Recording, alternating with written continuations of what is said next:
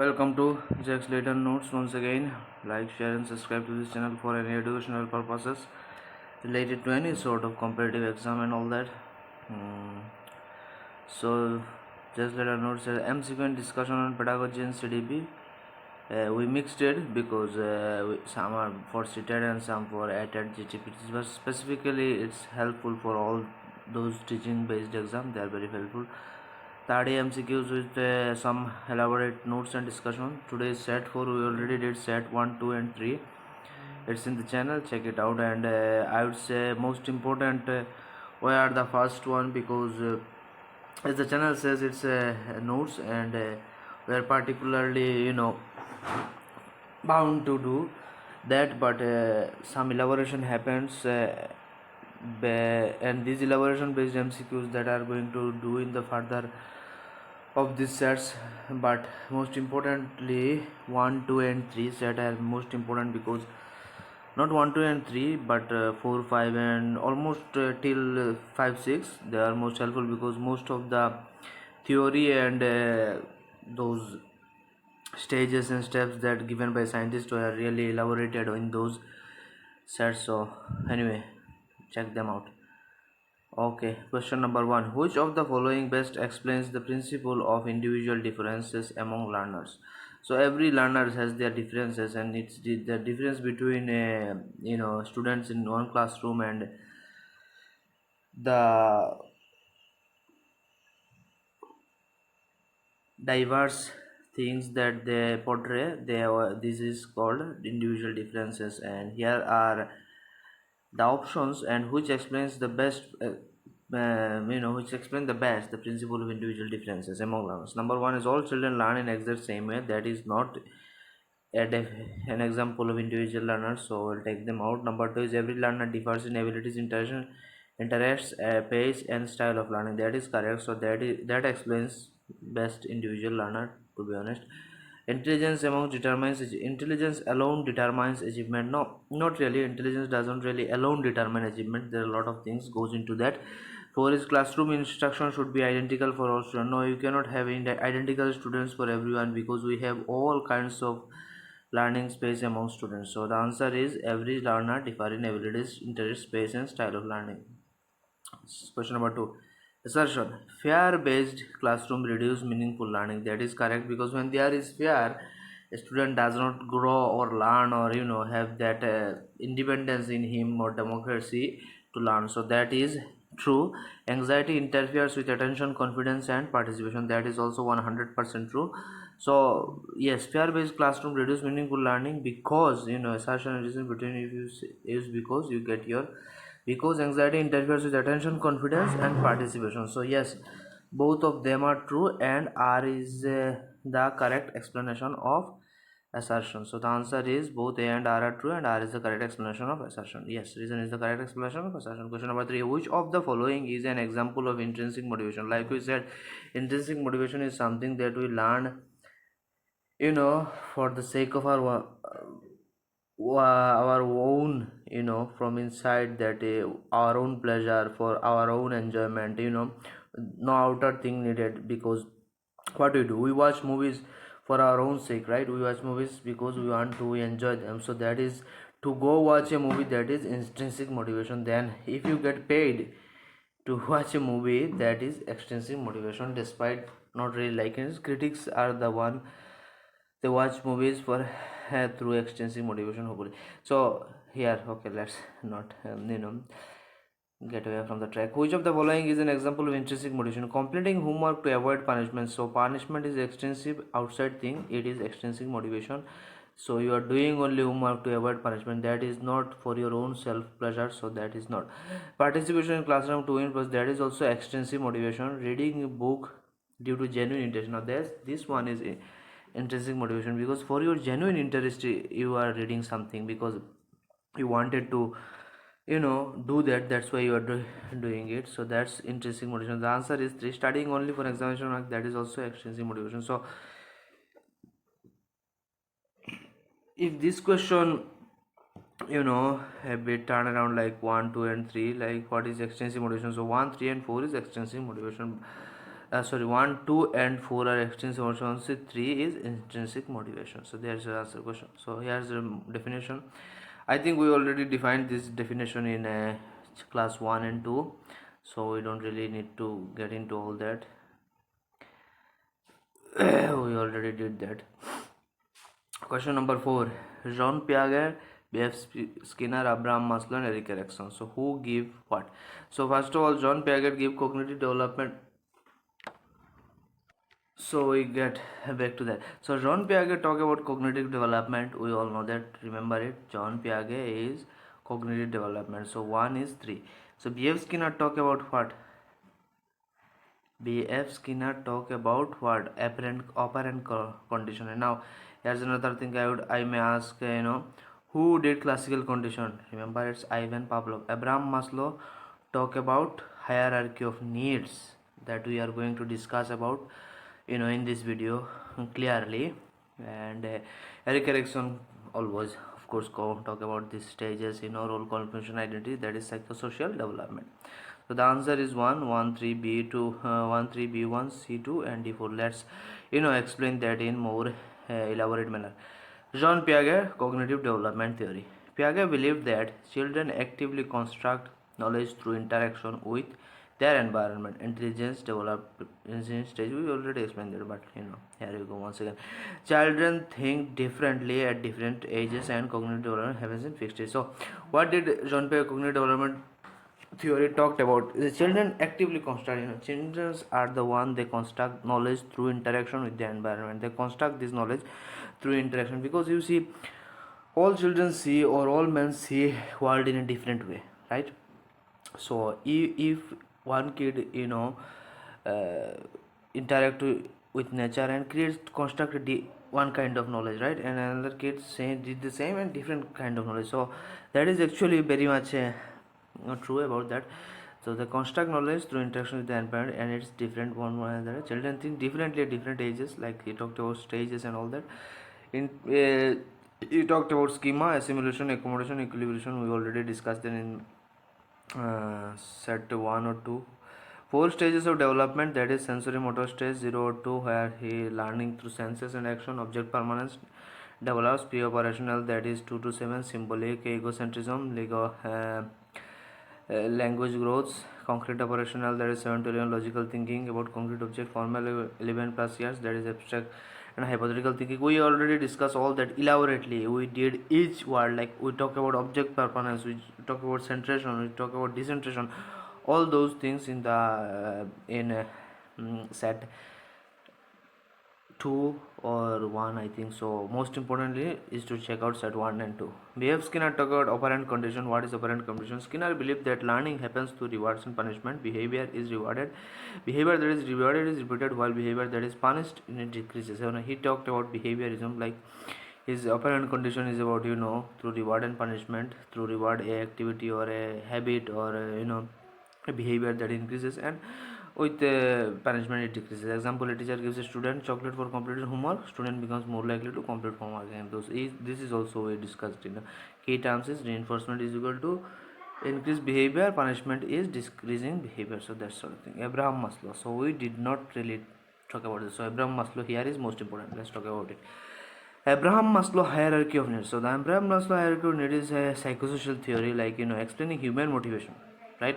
Maslow suggested that people are motivated to fulfill basic needs fast before moving on to higher growth needs. So he talked about something very important. People fulfill fast basic needs. For example, you don't really, if you don't have a phone or clothes, you don't try to build a house or buy a car or something like that, because what's your first most thing that you need to fulfill? That is the thing that is very important. So the hierarchy talk about something very very much real and natural in our environment. So what we first do is we eat, right, to fulfill. Then we do anything further for clothes.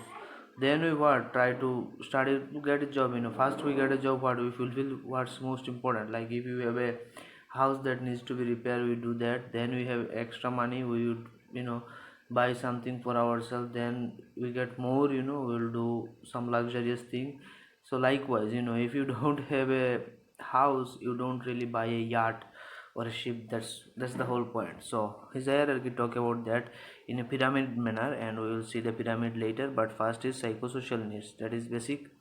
First is physiological needs. Sorry, it's not psychosocial. Physiological, that is the basic needs, like needs.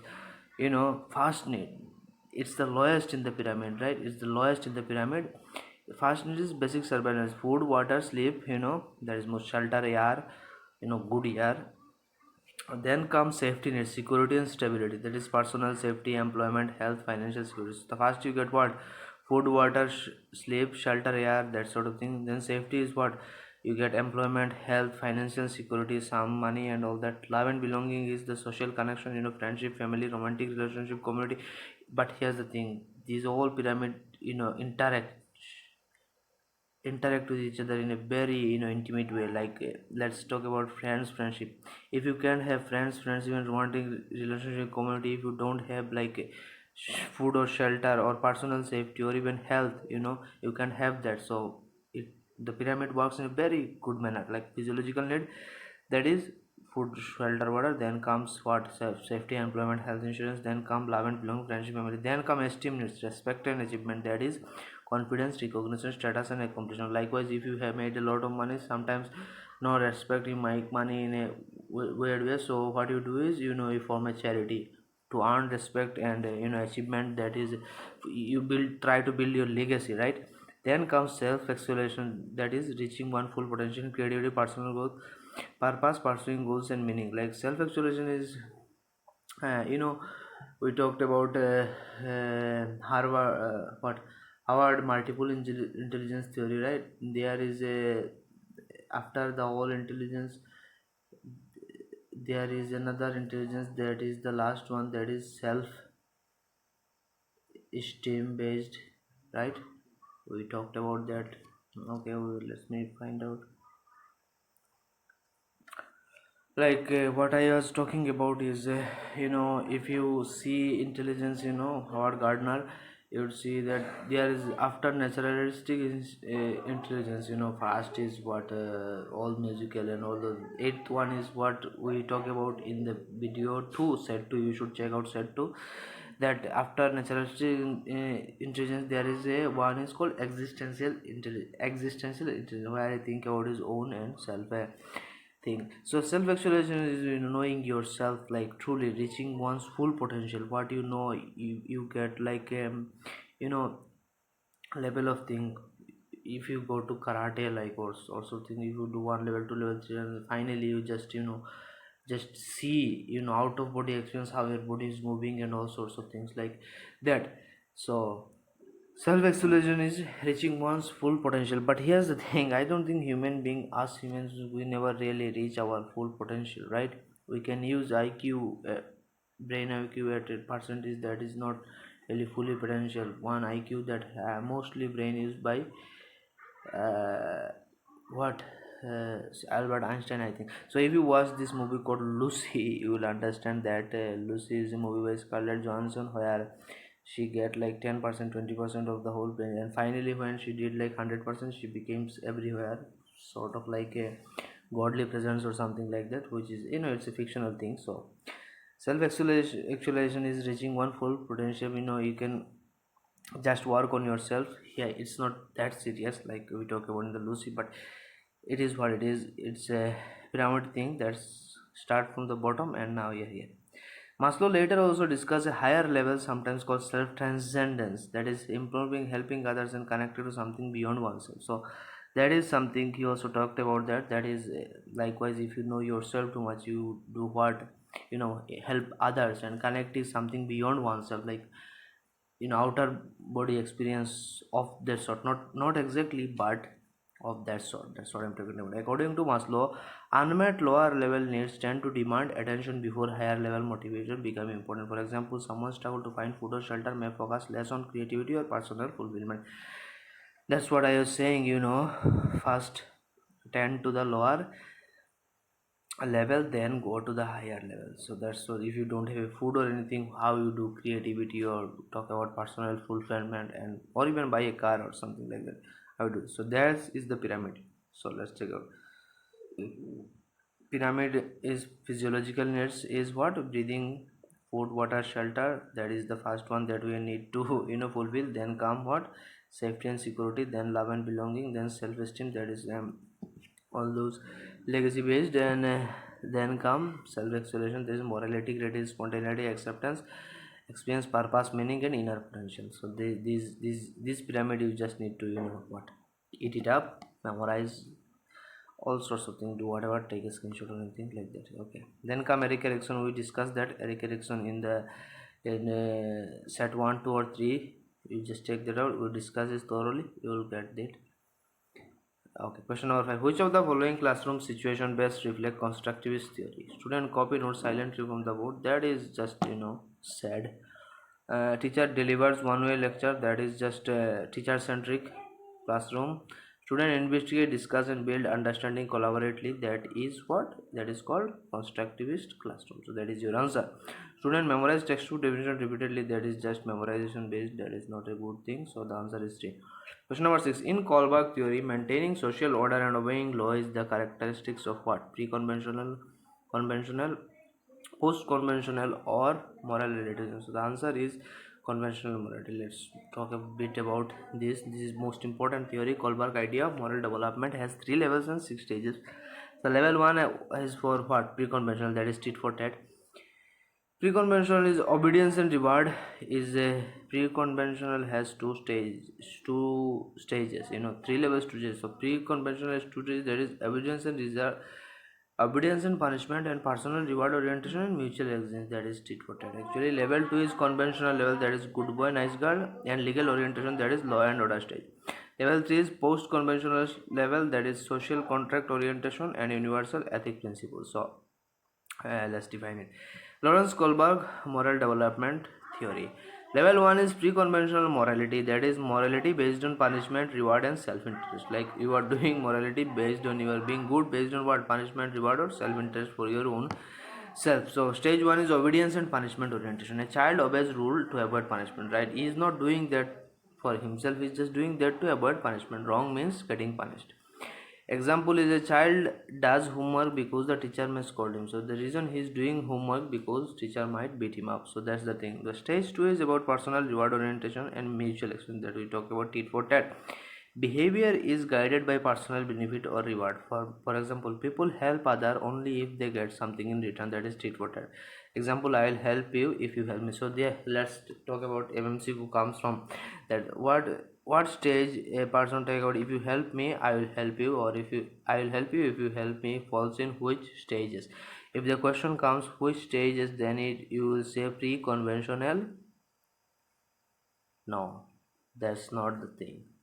If it says which stages, you will say stage 2 of pre-conventional morality, that is person. But if it says just which level of Kohlberg's tit for tat, I will help you if you help me, formation comes in, you will say pre-conventional morality. Which morality level comes in is called pre-conventional morality. But which stage is for personal orientation and development, that is stage 2 of level 1.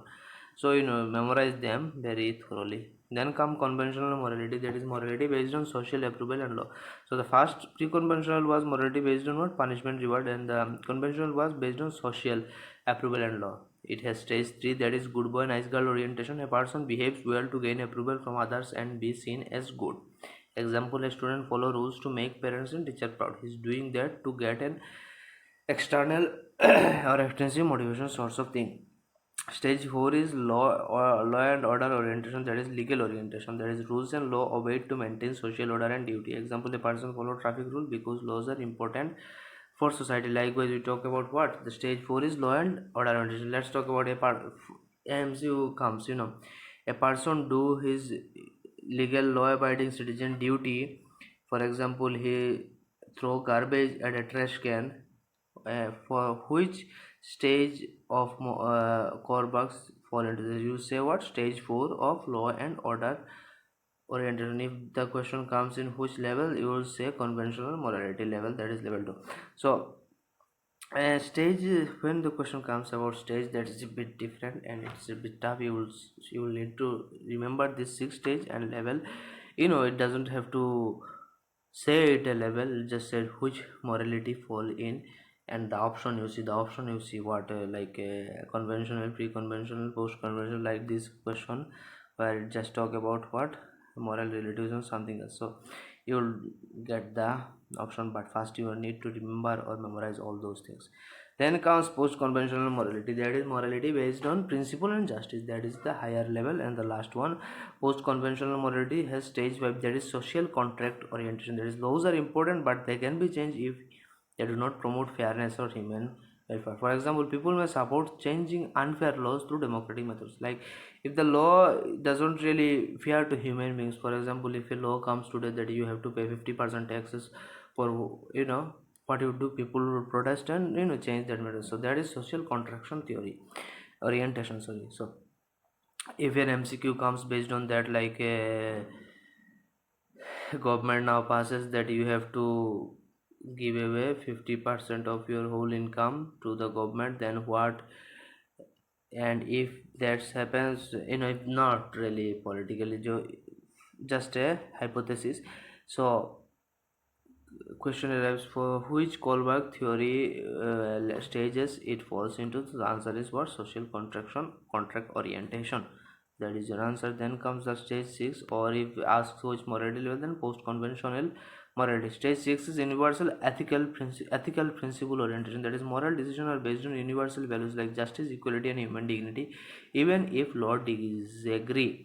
Example is, a person may break an unjust law to protect human rights. For example, a government employee has a duty, for a police or army has a duty just in this section, right? Let's talk about an area, for example, an area, a marked area, his duty in this. But outside that marked area, a person is dying or something, what he do? He will just break this law to save that person. If he is universal ethical principle orientationally weight, right? For example, a lot of things happens in this sorts of scenario. For example, people break law for human rights, protect human rights, unjust law. Not really, sometimes it doesn't have to be unjust law, just law, because, well, if it becomes unjust law when you are, let's talk that the example you talked about earlier, he is a particular circle and person is dying outside the circle, say. But dying outside the circle, if his law doesn't allow him to get out there, then it is unjust law. So that's how it happens. I hope you understand this point. That's a good one. Alright, let's move on to question number 7. Which of the following is not a characteristics of adolescence? Identity exploration is a characteristics of adolescence. Emotional fluctuation, that is also a characteristic of adolescence. Increased peer influence, that is 100% a characteristics of adolescence. Which is not a complete emotional maturity. Nobody has complete emotional maturity at this stage. So the answer is 4. Complete emotional maturity is not a characteristics of adolescence. So here's, we already talked about that. I think G. Stanley Hall called adolescence period storm and stress. He described adolescence as a period of emotional instability, conflict and confusion, mood swings, tension with parents and society. Although according to G. Stanley Hall, adolescence is a time of storm and stress because teenagers experience rapid physical, emotional and social changes that may create inner conflict and instability. That is correct. So what is adolescence? Adolescence is a transitional stage between childhood and adulthood, usually occurring between the age of 12 to 18. It is a period of rapid physical, emotional, social, and intellectual development. So we talk about these adolescence stages and all this in set 1, set 2 or 3, I think. So you go check them out. If you check them out, and here you don't really need to go through it. Question number 8. Read the following statement carefully. An inclusive education values learner diversity. That is actually correct. Inclusive education is all about valuing learners diversity and his diverse educational background or economic background, whatever.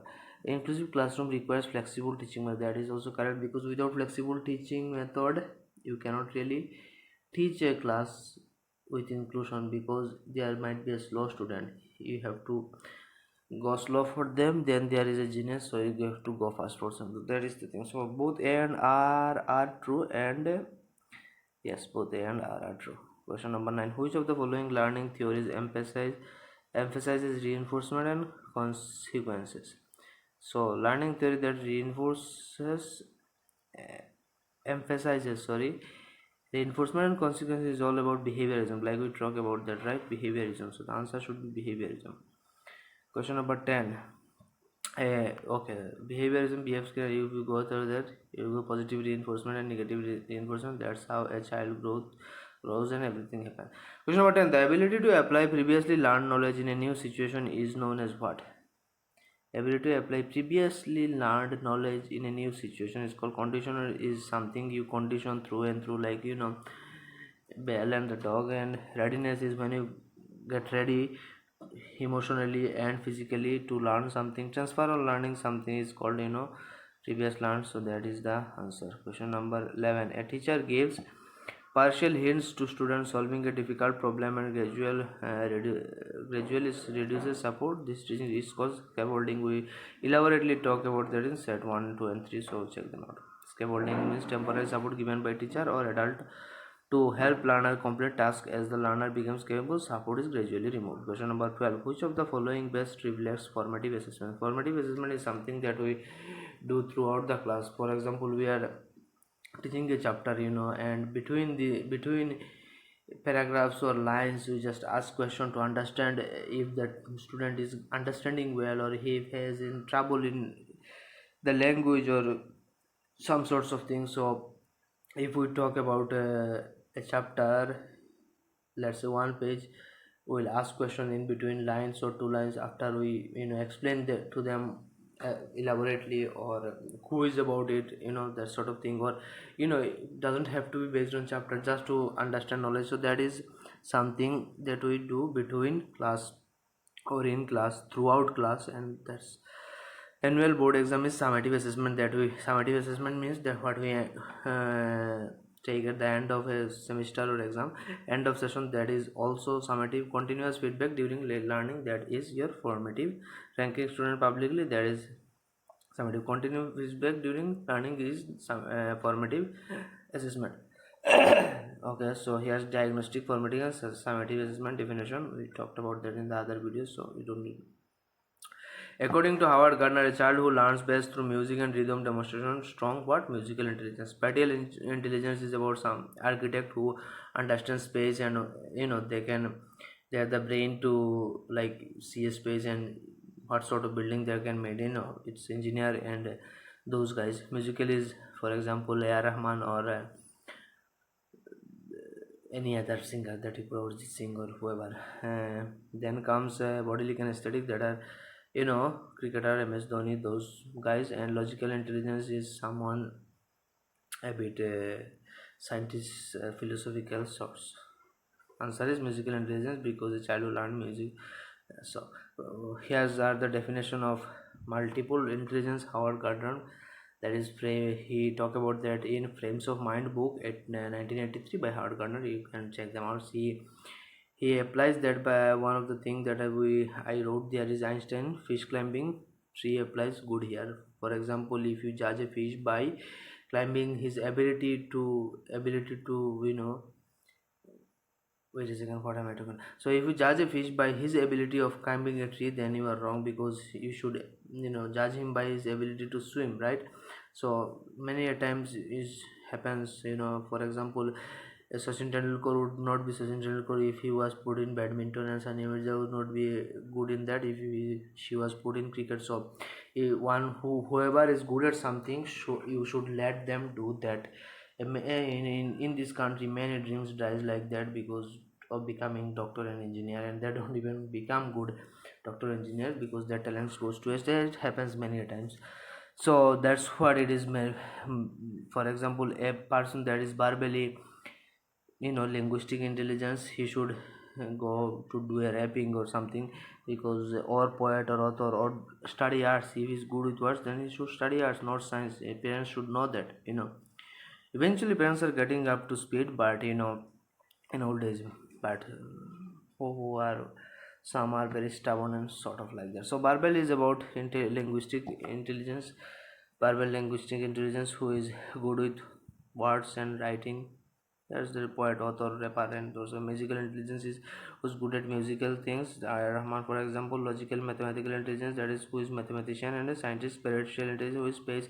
Yeah, let's talk about artifact and sculptor, who sculpt things. Bodily kinesthetic, sports person, surgeon, or rider, or dancer. Interpersonal is more than one. There are the interpersonal is someone who you know good with emotion with others, not just himself but others. In for example, a psychiatrist, maybe in this case example you can put out. Intrapersonal intelligence, self-aware, self-aware, you know he who knows himself. Naturalistic that is the biologist, zoologist, and gardener, nature related people. Existential intelligence, that is not part of the eight, but it's just something that Howard Gardner talked about in the last. That is existential intelligence, who am I to understand your oneself. So here are more elaborately written. I think we already talked about the linguistic, word smart, ability to, yeah, logical, spatial, musical, bodily kinesthetic, interpersonal, naturalistic, and later Gardner also discuss existential intelligence, ability to think about life and existence. But the commonly accepted model of these are eight intelligence that we commonly accepted. So we already discussed it in class at 1 2 3. Check them out. Assertion is peer interaction contribute.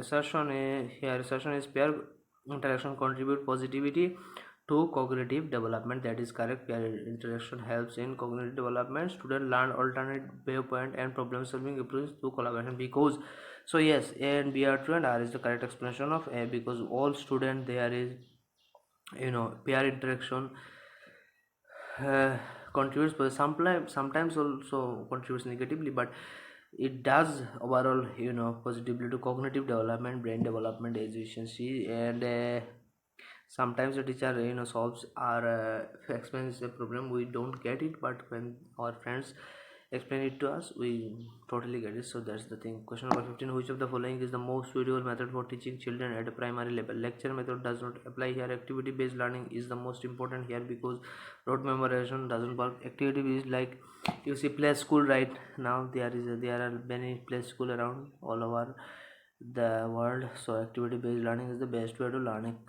teach a kid. Functional fixedness is best described as ability to think creatively. So ability to think creatively is creativity, is not a functional fixedness. Using prior knowledge effectively, that is also good. That is assimilation, accommodation, those sorts of things. But that is also inability to see alternate use of an object. That is functional fixedness, meaning inability to see alternate use of an object. So if you see a screwdriver and if you just think it's for screw as its name, but you can use screwdriver for many different things, so everything has a different use. If you don't see that alternate use of an object, then you are functionally fixed. So the definition is: functional fixation is a cognitive bias in which a person sees an object only in its usual or traditional use, or finds it difficult to think of an alternative use for it. This concept was introduced by Carl Dunker. It can limit creativity and problem solving ability, because the individual becomes mentally fixed on familiar functions of objects. We talk about people that are, one-sided, one brain. They whatever see their anger sometimes also define them. They just see one point of view. For example, um, the whole, talk about country India, the whole generation of Anbok, right? The blind followers, they only see what, like one point of view. If they focus on different point of view, they will understand. There are some videos out here, people talk about, like, okay, if the petrol or cylinder goes to 10,000, 20,000, we still good for that. So that is called functional fitness. They are not seeing the point of view of other. They just, their brain became washed, and this is functional fitness to a certain extent. And yes, the example was hard, tough. Based on this definition is a little bit easier, smoother one. So ability, because individual becomes mentally fixed. So the on box is mentally fixed on something, they are not seeing other points of view. So that's the death of a nation. If any nation, I am not implying here is good. There are all sorts of people, 1.4 billion people, so all kinds of people, we are good. Example is a person may think a coin only be used as money, but it is also can be used as screwdriver or tighten screw, right? A coin can be used as screwdriver. Importance is functional fiction explain why some people struggle with creativity, the creative thinking, while overcome it helps innovation. While overcoming it helps in innovation and effective solution. So that is the day all the unbound and blind followers wake up, it would be a change in the nation. So this is something. Question number 17. Which of the following is a feature of growth mindset? Intelligence is fixed permanently. No, that is not a feature of growth mindset. Mistakes are opportunity to learn. That is a feature of growth mindsets, because mistakes are opportunities to learn. Most definitely. Question number 18. Fill in the blanks. According to Piaget, the process of modifying existing schema based on new experience is called what? Existing schema, you are modifying it, it's called accommodation. Yeah, here is the old definition and everything.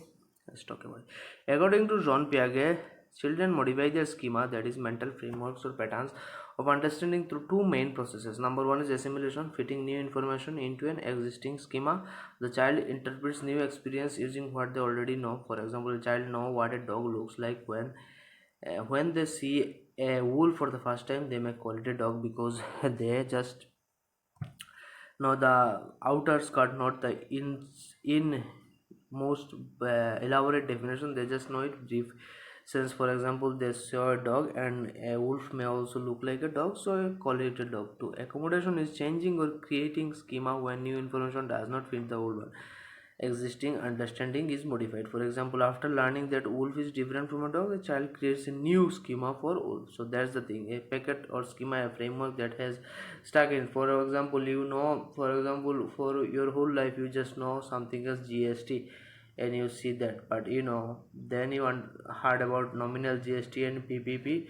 What you do is change that schema to a broader sense, that is accommodation. Equilibration is what Piaget said: children try to maintain a balance between assimilation and accommodation. That is called equilibration. That is called equilibration. Okay, when confusion occurs, disequilibrium, that's when you disequilibrium that thing that you just know, and then adjust their thinking to regain balance. That is equilibrium. Simple flow is new experience, disequilibrium, the old one, then assimilation, accommodation, then equilibrium to the main one. The whole process helps cognitive development happen. For example, a child thinks all four-legged animals are dogs. Right? A child thinks all four-legged animals are dogs. His cow calls it a dog. Assimilation, that is, he is just responding to his original knowledge that he assimilated. Learns cow is different. Accommodation, he understand that. Get confused temporarily, that's when he break it down. Understand difference, that when he put it back together, creates broader animal categorization organization. That is the thing. Question number 9. Which of the following classroom practices discourage creative? Open-minded question actually encourage creativity. Encouraging multiple perspective also encourage creativity. Punishing unusual responses, that does not really, that is discouragement of a creativity, because unusual responses also is a learning process. Promoting experimentation, that is practice of that encourage creativity. So the answer is 3, punishing, because it discourages creativity. Question number 20. Which of the following is most closely associated with emotional intelligence? Speed in calculation is mathematical intelligence. Ability to memorize facts quickly is logical, or or any sorts of intelligence. If it's genius, let's talk about his genius. Understanding and managing emotion effectively, that is most closely associated with emotional intelligence. High linguistic ability is someone is rapper, word smart. So the answer is understanding and making emotional and managing emotions effectively. All right, match the following. Dyslexia, dysgraphia, dyscalculia, ADHD. Dyslexia is reading disorder, dysgraphia is writing disorder, dyscalculia is mathematical disorder, and ADHD is attention disorder. So the answer is dyslexia is 1, 2, B, 3, C1, and D4. So the answer is 1. So here is the definition more elaborately. You can check them out, but we defined them, we talked about them we talked about them elaborately in set 1, 2 and 3, so check them out, it will be helpful. Question number 22, which of the following best present learner centered pedagogy? For example, teacher speaks throughout the class, student remain passive listener, learner actively construct understand. So that is the only one, the rest of them are not. The question answer number 3 is learner actively construct understanding is best representation of learner centered pedagogy. Question number 23. According to Erickson, failure to achieve identity during adolescence may lead to what? I saw role confusion, right? Because adolescence is about role confusion. We know that here. Adolescence is 12 to 18, identity versus role confusion. And the question says failure to achieve identity means role confusion. So you remember this. Question number 24. Which of the following is not an effective strategy for classroom management? Building respectful relationship is an effective strategy, not establishing clear experiment, that is also an effective strategy. Publicly humiliating weak learner, that is not an effective strategy, for example, that is wrong. Encouraging student participation, that is also an effective strategy. So the answer is 3, publicly humiliating weak student. Question number 25. Read the following statement. Learning is influenced by socio-cultural context. Yes, it is influenced by socio-cultural context. If you not live in a society, if you live in a box, learning would be hard and you will be just one-sided learning what you read in books. But with interacting with the culture society, learning becomes more good. Language plays a key role in cognitive development. So yes, A and B are true. Children learn effectively in isolation. No, children does not learn effectively in isolation. They learn best with interacting with the nature, society and family and friends and neighbors and all those things. So the answer 1 and A and B are true only. Question number 26. Which of the following best explains metacognition? Blind memorization does not explain that. Learning through punishment, that is also wrong. Passive observation, no. Thinking about and regulating one's own learning, let's talk about. You are thinking about what you are thinking, right? You are thinking about your own thinking, that is for example, outer body experience. For example, sometimes you just imagine your brain is outside your body and you are sitting there and what you are doing and what you are thinking. So that is metacognition, thinking about and regulating one's own learning. Metacognition is thinking about thinking, your ability to notice, monitor and adjust your own mental process. That is your answer. Question number 27. Children assertion is children from different background may display different style of communication styles and communication pattern. That has to be true because different background, different style. Reason is culture and environment influence learning experience and socialization. That is also correct. So both A and R true and R is the correct explanation of A. Question number 28. Which of the following assessment method is most suitable for evaluating creativity? Multiple choice test only? No, that doesn't. Most suitable is, all question might be correct, but what is the most suitable one? Memorization based, portfolio and project work, or speed based written test? Who is most suitable for evaluating creativity? It has to be portfolio and project work. Question number 21. 29. A teacher encourages students to ask questions, challenge ideas and explore alternatives. This approach mainly promotes what? That is critical and reflecting thinking, because the teacher is asking students to explore ideas and find out explore alternative thinking. So critical and reflective thinking, that is the only one that is correct. So and the last one is, which of the following best reflects the aim of modern education? Producing obedient learner through rote memorization. No, that is totally wrong. In any era, that is be wrong. Promoting holistic development of learner, that is correct. Actually, holistic means whole, overall, all type of learning. You are promoting that. And encouraging competition only, that is totally wrong. Limiting learning to examination performance, no, that is also wrong. So the answer has to be promoting holistic development of learners. So anyway, thank you for watching. Like, share and subscribe to the channel. Just let us notes, that is and study hard, work smart. Goodbye and have a nice day all. Before goodbye and have a nice day, let's see we did what we did. Set 3, right? No, 3, sorry, set 4. So we already did set 4, but this set 4 I did not really explain a lot of these theories, because we already did that in many times between 1, 2 and 3. So the most important so far would be 1, 2 and 3 and also 4, because here we talk about Maslow. So what we did is every of these videos we explain one theory, right? So it would be better and not time consuming. I'm trying to do this 30 MCQs, not exceeding like 1 hour, but it sometimes we flow with example and everything. So the thing is 1, 2 and 3, 4, 5, till 8 there's going to be some new definition in every set. So if Eric Erikson, Piaget in set 1, then set 2 as what B.F. Skinner and Pavlov, set 3 as Howard Gardner intelligence, set 4 as Abraham Maslow. So each set is useful, and yes. So anyway, thank you for watching. Like, share, and subscribe to the channel. That is Jack Slater Notes. Study hard, work smart, and goodbye and have a nice day. Thank you.